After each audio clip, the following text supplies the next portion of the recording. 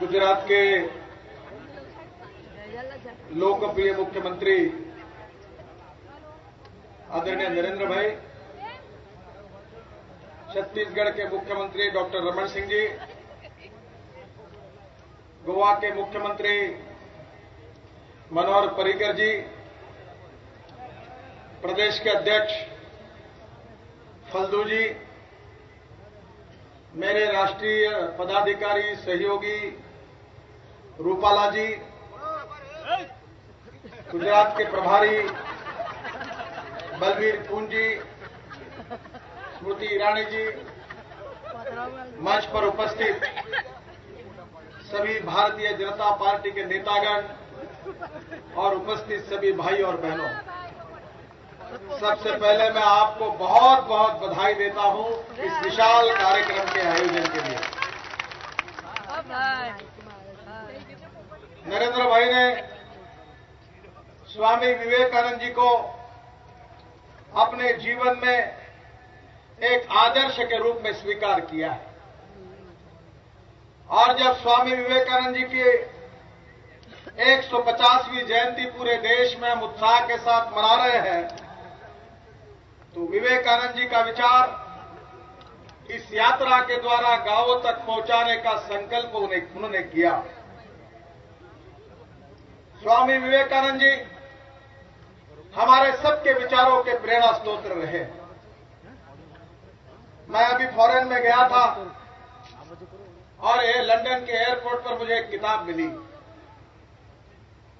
5 important speeches of 5 important people. इस किताब का हेडिंग था और उसमें उल्लेख किया गया था अब्राहम लिंकन जी के भाषण का, विंस्टन चर्चिल जो ब्रिटेन के पूर्व प्रधानमंत्री थे उनके भाषण का, नेल्सन मंडेला जी का एक भाषण था, मार्टिन लूथर किंग का एक भाषण था और 5वां भाषण था जो शिकागो में स्वामी विवेकानंद जी ने भाषण किया था, उसका उल्लेख था।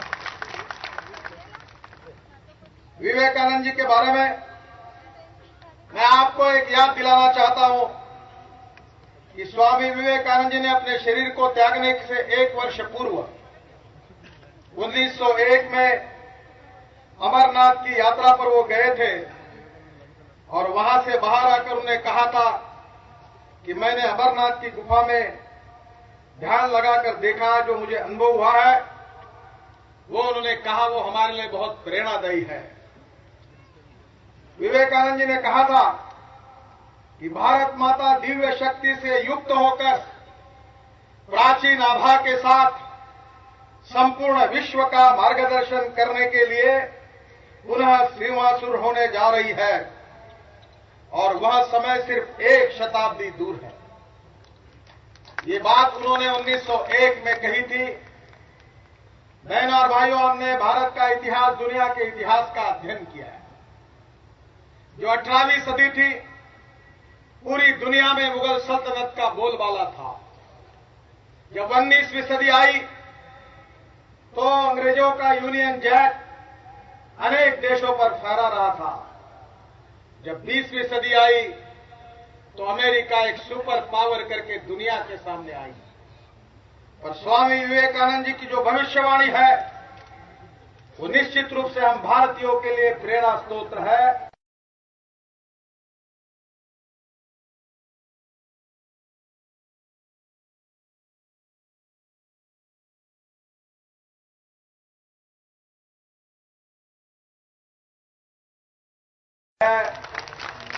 वो हमारे इंफॉर्मेशन टेक्नोलॉजी और बायोटेक्नोलॉजी की है और विवेकानंद जी की भविष्यवाणी निश्चित रूप से पूरी होने वाली है। स्वामी जी ने शिकागो में कहा था कि सब मैं यहां अपना भगवान श्रेष्ठ है, अपना धर्म श्रेष्ठ है, ये कहने के लिए नहीं आया हूं। मैं यहां इसलिए आया हूं कि आप सबका भगवान और आप सबका धर्म श्रेष्ठ है। हमारे संस्कृत में एक सुभाषित है कि आकाशात पतितम तोयम यथा गच्छति सागरम सर्वदेव नमस्कार केशवम प्रति गच्छति। जैसे आसमान से पानी नीचे गिरता है और जब नदी को मिल जाता है और नदी फिर सागर को मिल जाती है, उसी प्रकार से अगर हम किसी भी भगवान को अगर नमस्कार करते नम्रता पूर्वक, तो अंतिमता वो सभी भगवान को मिलता है। यही बात विवेकानंद जी ने कही है। बहनों और भाइयों, हिंदुत्व की और भारतीयत्व की सही व्याख्या इस देश को समझाने की आवश्यकता है। सुप्रीम कोर्ट ने अपने जजमेंट में जो बात कही, वो हिंदुत्व के लिए एक वे ऑफ लाइफ के रूप में कहा है। बहनों और भाइयों, आज हमारे देश में सेकुलरवादी शब्द का गलत अर्थ लगाया जाता है। इसका अंग्रेजी में डिक्शनरी मीनिंग आपके घर में जाकर आप देख लीजिए। उसका कहीं भी अंग्रेजी का हमारा जो हिंदी अर्थ है, उसमें धर्म निरपेक्षता कहीं लिखी नहीं है। अर्थ है पंथ निरपेक्षता और सर्वधर्म समभाव, justice with all and appeasement of none. ये सही में उसका अर्थ है हमारा राजा, हमारी सरकार, हमारी फौज, हमारी जुडिशरी, हमारी मीडिया, हमारे पुलिस, ये सही अर्थ में धर्मनिरपेक्ष होने चाहिए और है भी। पर व्यक्ति कभी धर्मनिरपेक्ष नहीं होता। इंदिरा जी और राजू जी के मृत्यु के पश्चात अगर वो धर्मनिरपेक्ष थे तो उनको मंत्राग्नि क्यों दिया गया, ये मेरे कभी समझ में नहीं आया। और इसलिए बहनों और भाइयों, गुजरात की सरकार के बारे में, भारतीय जनता पार्टी के बारे में पूरे देश में विवाद खड़े करने की एक कोशिश हुई है। हमारी गुजरात की सरकार ने किसी जात, पंथ, धर्म, भाषा और लिंग भेद के आधार पर किसी के साथ कोई अन्याय नहीं किया। ये भारतीय जनता पार्टी के अध्यक्ष के नाते मैं विश्वास के साथ कहना चाहता हूं। मैं अभी एक लेटर पढ़ रहा था, उस व्यक्ति को मैं मिला हूं जो यूनाइटेड किंगडम ब्रिटेन के फॉरेन मिनिस्टर है। शायद स्मृति ईरानी जी भी मेरे साथ जब आई थी तब मैं उनको मिला था। उनके पत्र में उन्होंने क्लियर किया कि बीच में कुछ दिन के पहले ब्रिटेन की सरकार ने गुजरात के साथ अपने संबंध समाप्त किए थे और आज इंडियन हाई कमिश्नर को उन्होंने कहा है कि फिर से एक बार हमने गुजरात की सरकार के साथ अच्छे संबंध रखने का निर्णय किया है और गुजरात ने देश में विकास किया है और अब यूनाइटेड किंगडम गुजरात के साथ विकास के लिए बराबरी में सहयोग करेंगे और अच्छे संबंध रखेंगे। ये बात ब्रिटिश के फॉरेन मिनिस्टर ने कही है। मुझे कभी कभी लगता है कि दो बातों के हम शिकार बने हुए हैं, एक इमेज वर्सेस रियलिटी और दूसरी ग्राउंड रियलिटी वर्सेस परसेप्शन। मैं अंग्रेजी के मीडिया में लगातार जब चर्चा करता हूं, इंटरव्यू करता हूं, तो मुझे नरेंद्र भाई के बारे में और गुजरात के बारे में बहुत सवाल पूछे जाते हैं। मैं बार बार उनको बताता हूं कि आप गलतफहमी में हो, आप झूठा प्रचार कर रहे हो, भारतीय जनता पार्टी को और गुजरात की सरकार को बदनाम कर रहे हो। राष्ट्रीय स्वयंसेवक संघ, विद्यार्थी परिषद और भारतीय जनता पार्टी में जो सिद्धांतों को लेकर हम काम कर रहे हैं, उन सिद्धांतों ने कभी हमको किसी धर्म के साथ, किसी जात के साथ, किसी पंथ के साथ, किसी के आधार पर किसी डिस्क्रिमिनेशन की विचारधारा कभी नहीं सिखाई। राष्ट्रवाद हमारी प्रेरणा है। राष्ट्र की सर्वांगीण उन्नति और विकास, ये हमारा प्रेरणा स्रोत है। गुड इकोनॉमिक गवर्नेंस और डेवलपमेंट हमारा मिशन है, जो गुजरात में हमारी सरकार ने सिद्ध करके दिखाया है। केवल हिंदुस्तान में ही नहीं, तो पूरी दुनिया में एक विकास का रोल मॉडल करके हम गरीबी कैसे दूर कर सकते हैं, बेरोजगारों को रोजगार कैसे दे सकते हैं और गुजरात का विकास करके पूरे देश को विकास का मार्ग कैसा दिखा सकते हैं, ये नरेंद्र भाई जी के नेतृत्व में गुजरात की सरकार ने सिद्ध करके दिखाया है। कितने अच्छे रोड बने हैं। देश का पहला एक्सप्रेस हाईवे मैंने बनाया था मुंबई और पूना के बीच में। मुंबई में 55 उड्डान पुल बनाए और मैंने समुद्र में जो आप सीलिंग प्रोजेक्ट दिखते हैं वो भी मुझे बनाने का सौभाग्य मिला है। अटल बिहारी वाजपेयी जी की सरकार में जब उन्होंने मुझे बुलाया था, तब उन्होंने कहा था कि गांव के रोड को और राष्ट्रीय महामार्गों को सुधारने का आप योजना तैयार करो। अटल जी के मार्गदर्शन में प्रधानमंत्री ग्राम सड़क योजना जो 60,000 करोड़ की बनी, वो बनाने का सौभाग्य मुझे मिला। राष्ट्रीय महामार्ग को 4 लेन में रूपांतरित करने का, उसका पहला रिपोर्ट तैयार करने का अवसर मुझे मिला। तब अटल जी को जब मैंने रिपोर्ट दिया था, तो उस रिपोर्ट पर मैंने एक वाक्य लिखा था अमेरिकन प्रेसिडेंट जॉन केनेडी का। जॉन केनेडी जी ने कहा था कि American roads are not good because America is rich, but America is rich because American roads are good. America धनवान है, इसके कारण अमेरिका के रास्ते अच्छे नहीं हुए, तो अमेरिका के रास्ते अच्छे हुए, इसके कारण अमेरिका धनवान हुई। बहनों और भाइयों, मैं विश्वास के साथ कहना चाहता हूं, क्योंकि इंफ्रास्ट्रक्चर में तो बहुत कुछ काम मैं कर चुका हूं। जितना काम पावर में, रोड में, अच्छे अच्छे बड़े बड़े पोर्ट बनाने में जितनी अच्छी सफलता नरेंद्र भाई के नेतृत्व में गुजरात के सरकार ने मिलाए, उतनी सरकार कांग्रेस वालों ने कोई काम कुछ ना किया। जरा देखिए, पंडित जवाहरलाल नेहरू देश के प्रधानमंत्री बने, उन्होंने कहा गरीबी दूर करना है। फिर इंदिरा जी बनी, उन्होंने गरीबी हटाओ का नारा दिया। फिर राजीव गांधी आए, उन्होंने गरीबी हटाओ का नारा दिया। फिर सोनिया गांधी आई, उन्होंने गरीबी हटाओ का नारा दिया। अब राहुल गांधी भी, नेहरू जी का पोता भी गांव गांव जाकर गरीबी हटाओ का नारा दे रहा है। कांग्रेस पार्टी नारा लगाती है सोनिया जी आई है, नई रोशनी लाई है। हमारे राज्यों में ज्योति वो भी बिजली चली गई है। कांग्रेस ने क्या किया? 1947 से लेकर आज तक 65 साल में क्या हुआ? महाराष्ट्र में, मैं विदर्भ से आया हूं, किसानों में काम करता हूं, कपास की खेती करता हूं। आपके यहां के किसान मुझे इस्राएल में मिले थे। मैं इस बार मेरे यहां के 50 किसानों को लेकर जा रहा हूं। मैं चाइना में गया था।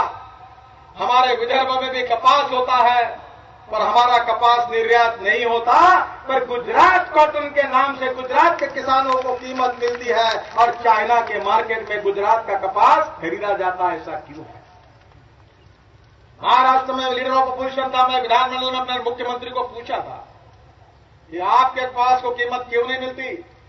क्योंकि वहां हमारी गवर्नमेंट स्कीम है, वो कपास की बेल के अंदर जूते चप्पल डाल के वजन बढ़ा देते हैं। ऐसे कांग्रेसी काम किया, हमारा कपास रिजेक्ट हो गया, कोई वजन नहीं लेता, और गुजरात का कपास उसको कीमत मिल रही है। 65 साल में से 57 साल कांग्रेस पार्टी को शासन करने का मौका मिला देश में, गरीबी दूर हुई।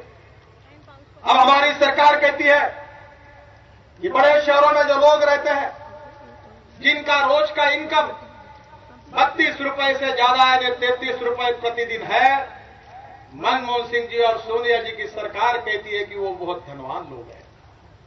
अब अहमदाबाद और बड़ौदा जैसे शहर में 33 रुपए प्रतिदिन अगर आमदनी होगी और 999 रुपए महीने में धनवान कैसे करके कैसे जीवन जिया जा सकता, इसका मार्गदर्शन तो सोनिया गांधी और मनमोहन सिंह जी ही कर सकते हैं। बहनों और भाइयों, देश की आर्थिक हालत खस्ता हुई है, इंडस्ट्री बंद हो रही है, बेरोजगारों की संख्या बढ़ रही है, और हमारे देश की हालत तो ऐसी बनी हुई है कि अटल जी की सरकार में जो डॉलर रुपए की कीमत 35 रुपए पर आई थी, कांग्रेस की सरकार पर वो कीमत 58 रुपए पर जाकर पहुंची है। आज देश की हालत बहुत कठिन स्थिति से जा रही है। एक अर्थशास्त्री प्रधानमंत्री देश को मिला, इस बात में हमारे मीडिया वाले बड़े अच्छी तरह से लिख रहे थे। हमारे डॉक्टर जोशी जी ने सही कहा है कि यह अर्थशास्त्री प्रधानमंत्री नहीं, ये अनर्थशास्त्री है। मैं अभी मध्य प्रदेश में था, तो मैंने सुना था कि चंबल में वो डाकू, आप गुजरात में तो डाकू नहीं है, अगर होंगे तो नरेंद्र भाई ने भगाए होंगे। कांग्रेस है ना, कांग्रेस। वो चंबल में डाकू है, वो लुटेरे आकर रात को गांव में लुटते थे। पर मुझे बताइए कि आपके डकैतों के इतिहास में कोई डकैत ऐसा है जिसने 1,86,000 करोड़ लूटे, 76,000 करोड़ लूटे, 1,76,000 करोड़ लूटे? ऐसे कोई डकैतियों का नाम आपको मालूम है क्या? मालूम?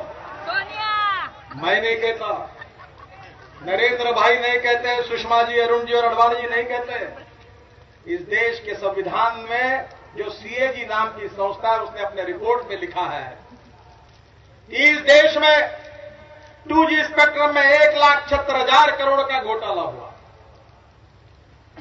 आकाश में, जमीन पर हमारे यहां स्पोर्ट्स के लिए कॉमनवेल्थ गेम हुए, उसमें 76,000 करोड़ का घोटाला हुआ। और जमीन के अंदर भी घुसकर कोयले में भी 1,86,000 करोड़ का घोटाला हुआ। कांग्रेस वाले कितने कलाकार है देखो, हवा में भी लक्ष्मी दर्शन, जमीन पर भी लक्ष्मी दर्शन, और पाताल में जाकर कोयले में भी मुंह काला करके लक्ष्मी दर्शन। देश में लूट मची है, और यहां आकर गुजरात में क्या विकास की बात सोनिया जी करती है। सीबीआई का मिसयूज किया गया, निरपराध भारतीय जनता पार्टी के कार्यकर्ताओं पर केसेस डाली गई। मैं कल उत्तर प्रदेश में था, सभी अपने अलायंस पार्टनर को, ये यूपीए के सबसे ट्रस्टेड अलायंस पार्टनर अगर समन्वय कोई है तो सीबीआई का डायरेक्टर है, जो कभी मुलायम सिंह जी को, कभी मायावती को, कभी शरद पवार को, कभी झारखंड मुक्ति मोर्चा को, कभी जगन रेड्डी को सीबीआई की फाइल दिखाते हैं और यूपीए की सरकार चलाते हैं। मैंने तो कह दिया कि एक बार कांग्रेस के ही केंद्रीय कार्यालय में 2 कमरे खाली करो और बाजू में ही सीबीआई डायरेक्टर को कांग्रेस के वर्किंग कमेटी का स्पेशल इन्वाइट करके बुलाकर उसको ऑफिस वही करा दो।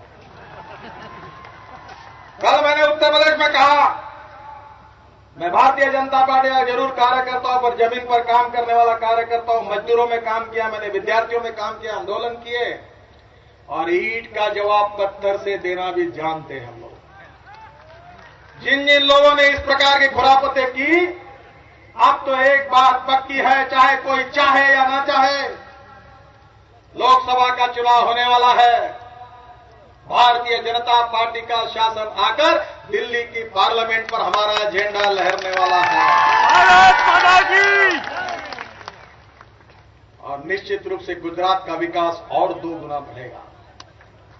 मुझे बड़ा दुख हुआ, मैं नागपुर में हमारे यहां सोच रहा हूं, आपकी गैस लाइन आ रही है, तो मैं नागपुर से हूं, तो मैं कह रहा हूं कि गुजरात की लाइन नागपुर से जाएगी, तो आपको रिक्वेस्ट करूंगा कि हमारे शहर में भी पाइपलाइन से गैस देने के लिए आप गैस देंगे। तो मुझे बताया गया कि केंद्र सरकार ने आपको गुजरात में सब लोगों को गैस देने के लिए पाइपलाइन की मंजूरी के लिए इस सरकार ने यह दानत दिखाई कि आपका काम नहीं है, केंद्र सरकार का काम है, आपको अनुमति नहीं दी है। कौन सी सरकार? क्या इस देश में राजनीति के आधार पर विकास का विरोध होगा? क्या गांव, गरीब, मजदूर, किसान के कल्याण के लिए नीतियां बनाकर राज्य सरकार काम करेंगे, और वो अगर विपक्ष की सरकार है तो उनके साथ अन्याय किया जाएगा?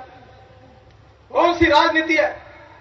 हमारे संविधान में, हमारे संविधान के फेडरल स्ट्रक्चर को भारतीय जनता पार्टी नहीं, कांग्रेस पार्टी नहीं, हिंदुस्तान के संविधान के निर्माताओं ने उसको मान्य करके स्वीकार किया है। फिर हमारे विपक्ष की सरकार आई, इसके लिए उनके साथ अन्याय हो? क्या गुजरात की जनता का यह गुनाह है कि लगातार नरेंद्र मोदी जी के नेतृत्व में भारतीय जनता पार्टी को जिताया जा रहा है? क्या इसलिए दिल्ली से, केंद्र की सरकार से गुजरात के साथ अन्याय होगा? ये कौन सा लोकतंत्र है? अटल जी के सरकार में हमारी सरकार ने कभी ऐसा नहीं किया। विरोधी सरकार का सम्मान किया और उनके साथ न्याय किया। बहनों और भाइयों, मेरा पूरा विश्वास है कि गुजरात के विभिन्न क्षेत्रों में जो विकास का काम किया गया है, गांव, गरीब, मजदूर, किसान के कल्याण की योजनाएं चलाई गई है, नर्मदा का पानी साबरमती में लाकर किसानों को सिंचाई की व्यवस्था की गई है, सोलर एनर्जी जैसे बड़े बड़े प्रकल्प यशस्वी रूप से हमारे गुजरात के सरकार ने करके दिखाया है। मैं हिंदुस्तान में भारतीय जनता पार्टी के आखिरी एक ही बात कहकर अपना भाषण समाप्त करूंगा कि राष्ट्र की सर्वांगीण उन्नति, राष्ट्रवाद हमारा विचार है। Good economic governance and development with e governance, ये हमारा मिशन है, उद्दिष्ट है। और पंडित दीनदयाल उपाध्याय जी का अंत्योदय का विचार, ये हमारे जीवन का अंतिम लक्ष्य है। दीनदयाल जी ने कहा था कि हमारे समाज का जो शोषित, पीड़ित, दलित व्यक्ति है, जिसके शरीर पर कपड़ा नहीं है, जिसके पास खाने के लिए रोटी नहीं है, रहने के लिए मकान नहीं है, उस दरिद्री नारायण को हम भगवान माने और हम उसकी निरंतर सेवा करते रहे। और जिस दिन उस व्यक्ति को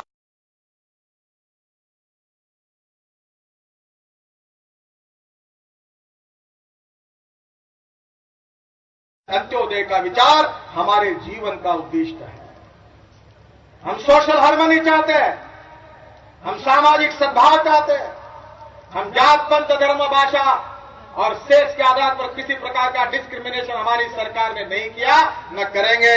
पर जो आतंकवादी है, जो आतंकवाद का तुष्टीकरण कर रहे हैं, उनका बाकी कड़ा मुकाबला करने में आगे पीछे नहीं देखेंगे। यही भारतीय जनता पार्टी की नीति है। एफडीआई की चर्चा होती है। मैंने मजाक में कहा था कि कांग्रेस की जो पॉपुलर वोट बैंक है, उसमें आसाम में एफडीआई आ रही है। डायरेक्ट फॉरेन नेशनल्स को पॉपुलर वोट बैंक में ऐड कर दो, विदेशी बांग्लादेशियों को घुसाओ, देश में लाओ, उनको वोटिंग कार्ड दो और उनके वोट मिलाओ और सत्ता पे आओ। देश गया गड्ढे में, चिंता नहीं है, केवल हम सत्ता पर रहे। ये कौन सी नीति है? हम आतंकवाद से लड़े। पाकिस्तान 3 बार हारने के बाद उसको पता चला कि हम हिंदुस्तान को नहीं हरा सकते और इसलिए पाकिस्तान ने हमारे साथ प्रॉक्सी वॉर शुरू की है। हमारी सीमाएं असुरक्षित है। हम देश की एकता और अखंडता को कायम रखकर हमारी सीमाओं की सुरक्षा करना चाहते हैं और विज्ञान, तंत्र विज्ञान का उपयोग करके 21वीं सदी का विवेकानंद जी के सपने का हिंदुस्तान, जो भय, भूख, आतंक, भ्रष्टाचार से मुक्त है, जो गांव गरीब मजदूर किसान का कल्याण करने वाला है, ऐसा हिंदुस्तान हम बनाना चाहते हैं। सुखी, समृद्ध, संपन्न, शक्तिशाली, विज्ञान, तंत्र विज्ञान के आधार पर, भारतीय विचार पर आधारित शैक्षणिक और सामाजिक मूल्याधिष्ठित जो हमारी विरासत है, उसको लेकर विज्ञान, तंत्र विज्ञान का उपयोग करके हमारे इस मातृभूमि को, हमारे हिंदुस्तान को हम दुनिया की नंबर 1 की ताकत बनाना चाहते हैं। यही भारतीय जनता पार्टी का विचार है। गुजरात की सरकार ने इसी सपने को पूरा करने वाला मॉडल आज देश के सामने रखा है। बहनों और भाइयों, इसी मार्ग से देश को आगे ले जाना है। मैं आप सबसे अपील करता हूं कि पूरे देश में और देश के बाहर गलतफहमियों के कारण जो गलत प्रचार हमारी सरकार के खिलाफ किया गया है, नरेंद्र भाई के खिलाफ किया गया, उसका एक ही जवाब है कि पिछले बार जितनी सीटें मिली उससे ज्यादा सीटें जिताकर आप नरेंद्र भाई के नेतृत्व में भारतीय जनता पार्टी को आप विजयश्री दीजिए। यही आपको अपील करता हूं। बहुत बहुत धन्यवाद। भारत माता की, भारत माता की, भारत माता की। बहुत बहुत आभार आदरणीय अध्यक्षजी। અને હવે આપણા લાડીલા મુખ્યમંત્રીશ્રીને સાંભળીએ પહેલા એક સ્વચ્છ જાહેર જીવન અને મૂલ્ય આધારિત રાજનીતિનો આ દસકો, એનું એક પુસ્તક બિહારથી રામેશ્વરજી ચોરસિયા જેઓ ધારાસભ્યશ્રી છે, તેઓ બિહાર વતી અહીંયા આપણા માનનીય મુખ્યમંત્રીશ્રીનું સ્વાગત કરી રહ્યા છે। મેં જે વાત કરી ગુડ ગવર્નન્સનું એક પુસ્તક સુધીરભાઈ રાવલ, એક વિખ્યાત લેખક, એમણે લખ્યું છે। તે આપણા નેતાશ્રીઓને આદરણીય ગડકરીજી એમને છેલ્લે આપણે આપીએ। હવે હું વિનંતી કરીશ નરેન્દ્રનાથજી વિવેકાનંદજીના વિચારોને ગુજરાત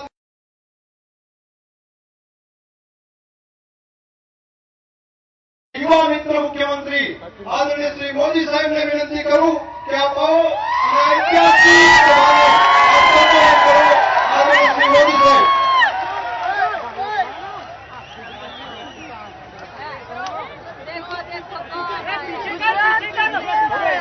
ब्लैक आवाज है, थोड़ा अंदर।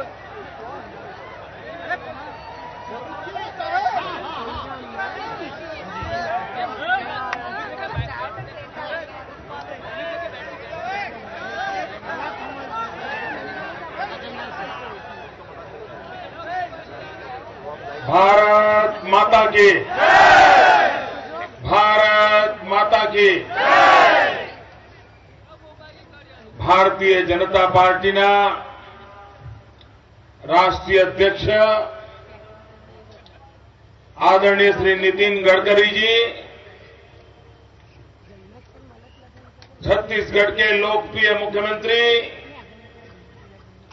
डॉक्टर रमन सिंह जी, गोवा के मुख्यमंत्री श्रीमान मनोहर पर्रिकर जी, गुजरात प्रदेश भारतीय जनता पार्टी के अध्यक्ष आदरणीय रणछोड़ भाई, मंच पर उपस्थित भारतीय जनता पार्टी के सभी वरिष्ठ नेतागण और मां काली के चरणों में आज पधारे हुए मेरे लाखों उत्साही नागरिक भाई और बहनों,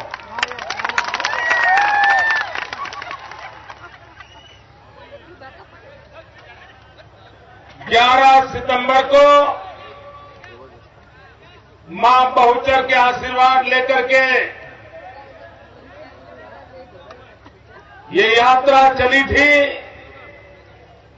और आज मां काली के चरणों में सर झुका करके इस यात्रा का विराम हो रहा है।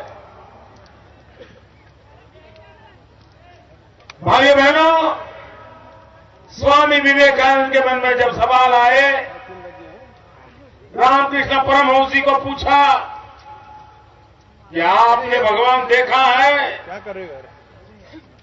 आंख में आंख मिला करके पूछते थे विवेकानंद जी। और गुरुदेव ने कहा था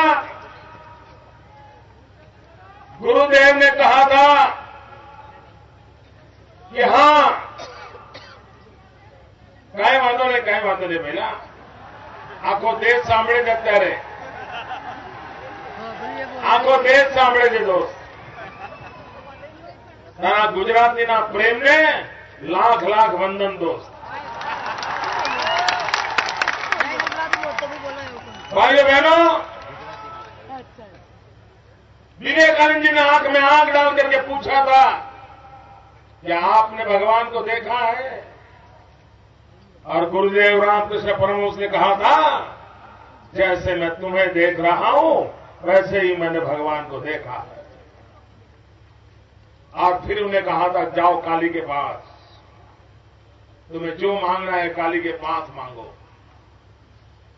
और विवेकानंद जी काली के पास गए, माता काली के पास खड़े रहे, लेकिन कुछ नहीं मांगा। घंटों देर तक मां को देखते रहे, लेकिन कुछ नहीं मांगा। वो रामकृष्ण देव के पास गए, रामकृष्ण देव ने कहा तुमने कुछ मांगा? उन्होंने कहा नहीं मांगा। बोले मांगने के लिए तो गए थे, दोबारा जाओ। दोबारा भेजा, कुछ मांगे बिना फिर वापस आया। वो नरेंद्र नाथ थे, वो स्वामी विवेकानंद थे, वो दिव्य आत्मा थे।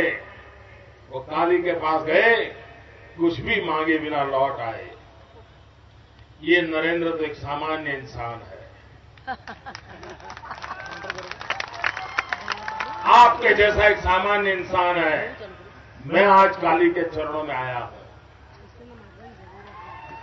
लेकिन मैं विवेकानंद जी की तरह बिना मांगे लौटने वाला नहीं हूं। वो तो दिव्य आत्मा थे, मैं एक सामान्य इंसान हूं। मैं काली से मांग रहा हूं कि हे मां, मेरे गुजरात पर इतने आशीर्वाद बरसाओ कि मेरे 6 करोड़ गुजराती सुखी और समृद्ध हो। मां काली, मेरे गुजरात पर ऐसे आशीर्वाद बरसाओ कि मेरे राज्य में कभी अकाल न हो।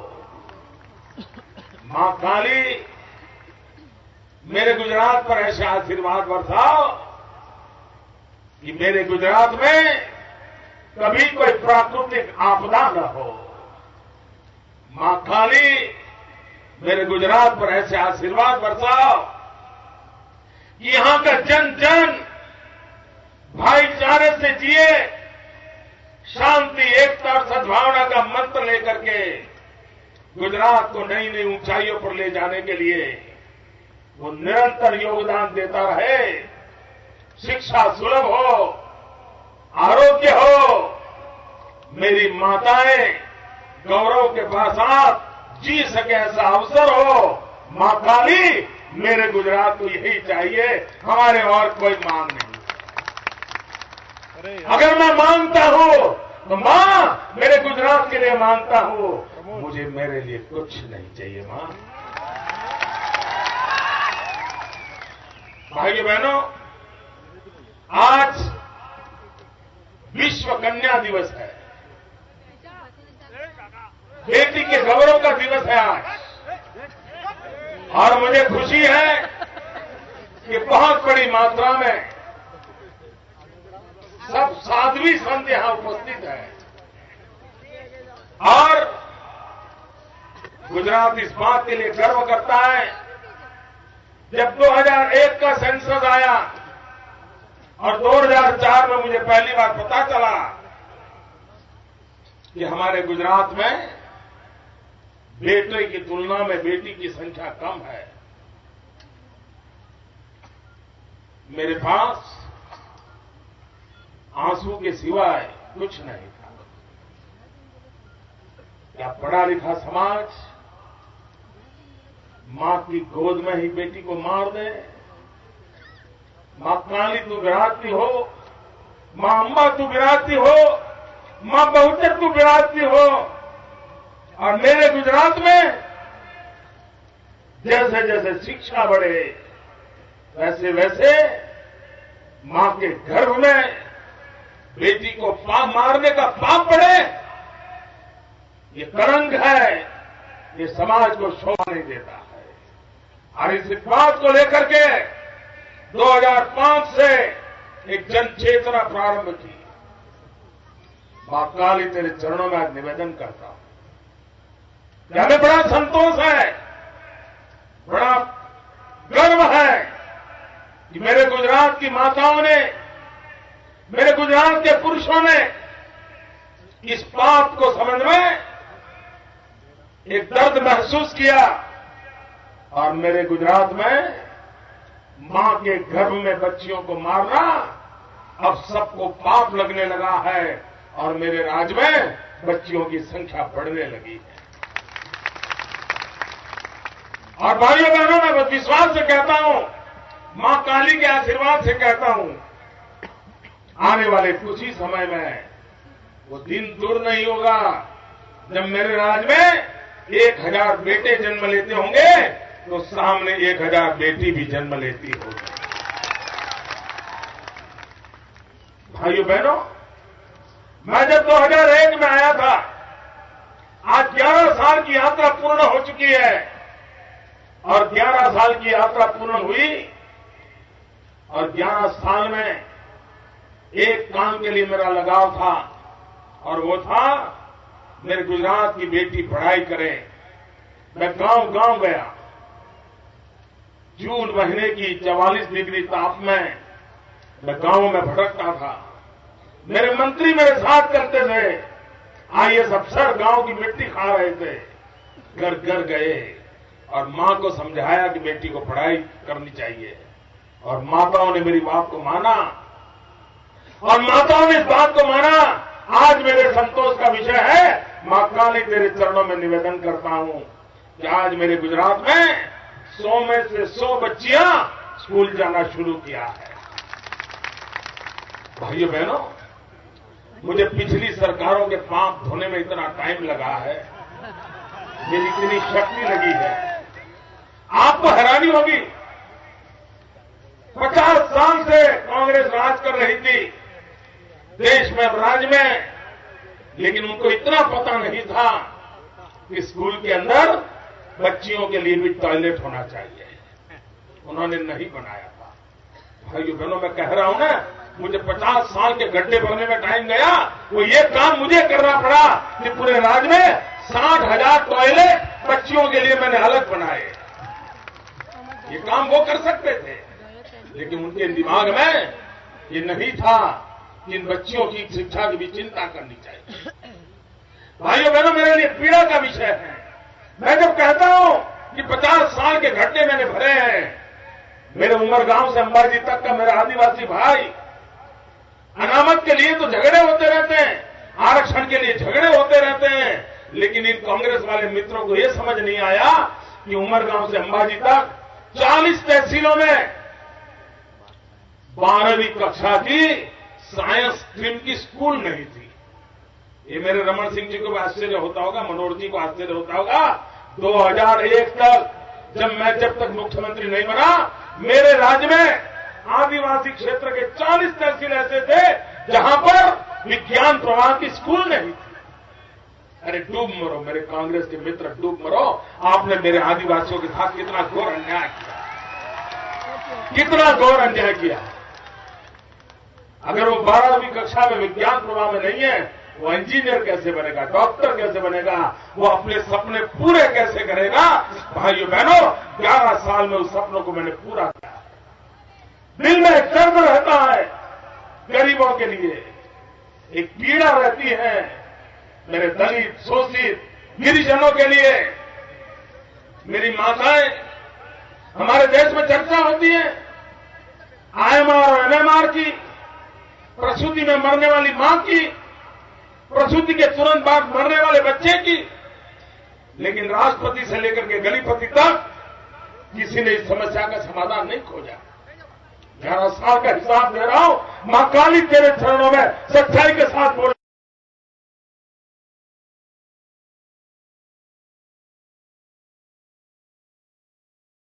लाखों बहनें इसलिए मरती थी, प्रसव की पीड़ा होती थी, डॉक्टर उपलब्ध नहीं होता था, और सिवाय मौत उसके नसीब में कुछ नहीं था। उन माताओं बहनों की जिंदगी कौन बचाएगा?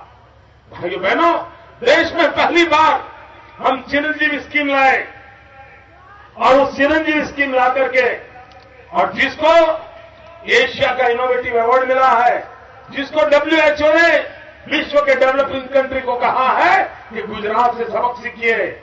मैंने हर गरीब मां को, सभी आदिवासी माताओं को कहा कि मां, अगर तुम्हें प्रसव पीड़ा होती है तो डॉक्टर के पास चले जाना, खर्च मैं दूंगा। और आज लाखों की तादाद में मेरी माताओं की प्रसूति अस्पताल में होती है। मेरे कांग्रेस के मित्रों, मुझे पीड़ा होती है समाचार देते समय कि जब आप लोग शासन कर रहे थे, मेरे गुजरात में सिर्फ 45% माताएं ऐसी थी जिनकी प्रसूति डॉक्टर के पास होती थी। 55% माताएं ऐसी होती थी जो घर की गंदगी के बीच बालक को जन्म देती थी। आज मैं गर्व से बात कहता हूं कि दाहोद जैसे जंगलों में बसले मेरे आदिवासी भाइयों तक की आज अस्पताल में प्रसूति करीब 98% पहुंची है। 98% पहुंची है। मुझे संतोष इस बात का है कि मैंने लाखों माताओं की जिंदगी बचाई है। मुझे संतोष इस बात का है, जन्म लेते ही मरने वाले हजारों बच्चों की जिंदगी मैंने बचाई है। मां काली, तेरे आशीर्वाद के कारण ये जीवन रक्षा का काम करना मेरे से संभव हुआ है। माताओं बहनों, आज मैं आपको हिसाब देना चाहता हूं, 11 साल का ब्यौरा देना चाहता हूं। इसी पावागढ़ में मैं आया था, आपको याद होगा, डॉक्टर अब्दुल कलाम भारत के राष्ट्रपति को लेकर के आया था चांपानेर में, और उस दिन मैंने हिंदुस्तान में एक नए इतिहास को कायम किया था। वो दिन था, उस समय पंडित नवल किशोर शर्मा जी भी महामहिम उस समय थे, वो हमारे साथ थे। 2 दिन पूर्व ही उनका निधन हो गया। उनकी उपस्थिति में अब्दुल कलाम जी ने इस देश को गुजरात 24 घंटे बिजली वाले गुजरात को अर्पित किया था। वो समय था, शाम को खाना खाते समय बिजली नहीं थी। वो दिन थे, गुजरात में बिजली मुहैया नहीं होती थी। आज मैं गर्व से कहता हूं, जब पूरा हिंदुस्तान 60 करोड़ जनता अंधेरे में डूबी हुई थी, देश के 19 राज्य अंधेरे में तड़पड़ रहे थे, उस समय एक अकेला गुजरात था जहां बिजली का चमकारा चल रहा था और अब पूरा विश्व परेशान हो गया। डॉक्टर मनमोहन सिंह जी, मैं आज सवाल आपसे पूछना चाहता हूं और कभी न कभी भारत सरकार को जवाब देना पड़ेगा। ये चाइना पूरे विश्व के सामने अपने शंघाई को प्रस्तुत करता है और पूरे विश्व को शंघाई दिखा करके आकर्षित करता है। हर देश की एक स्ट्रैटेजी होती है, उसका सबसे विकसित इलाका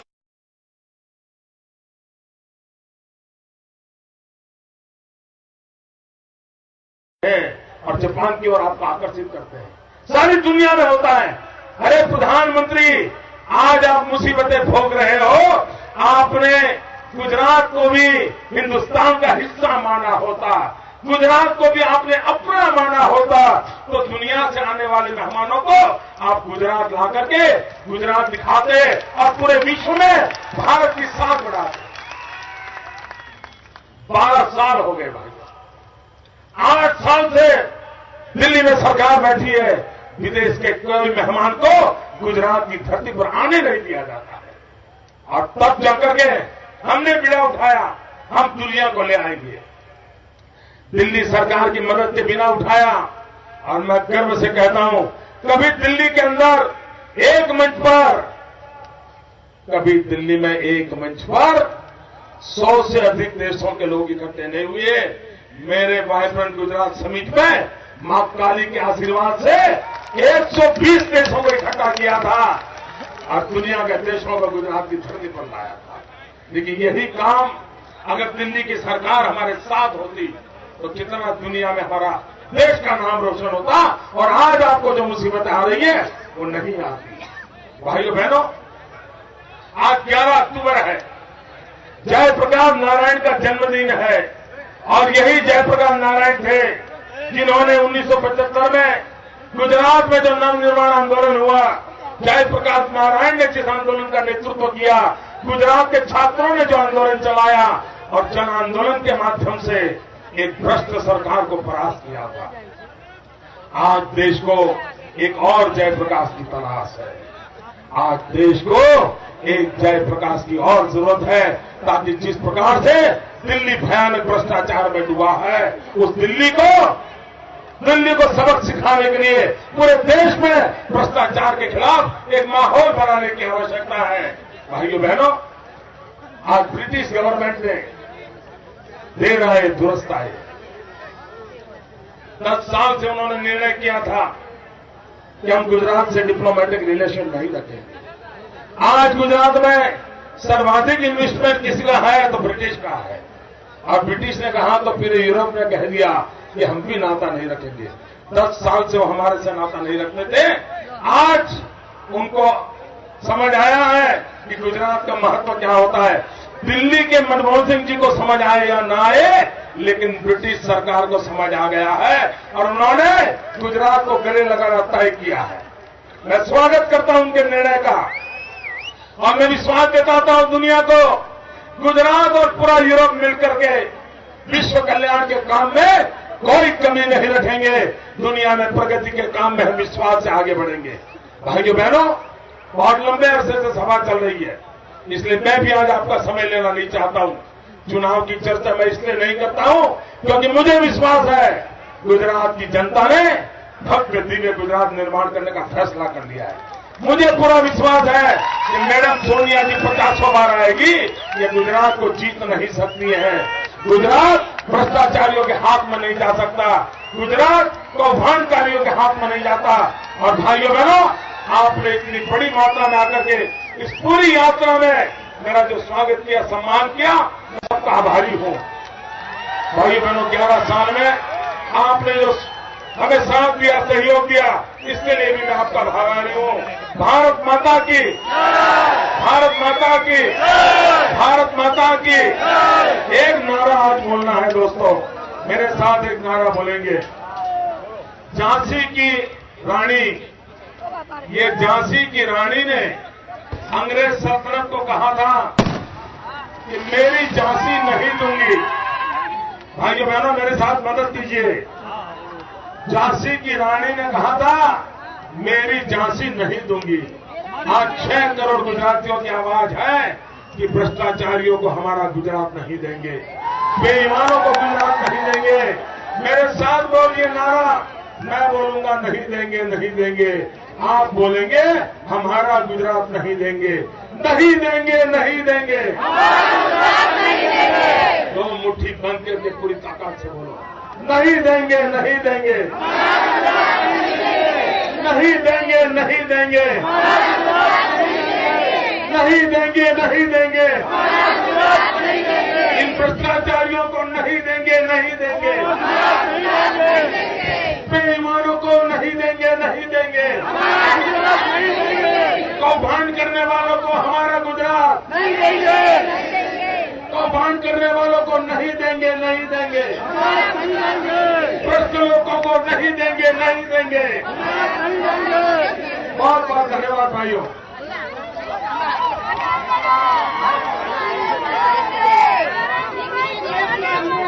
Let's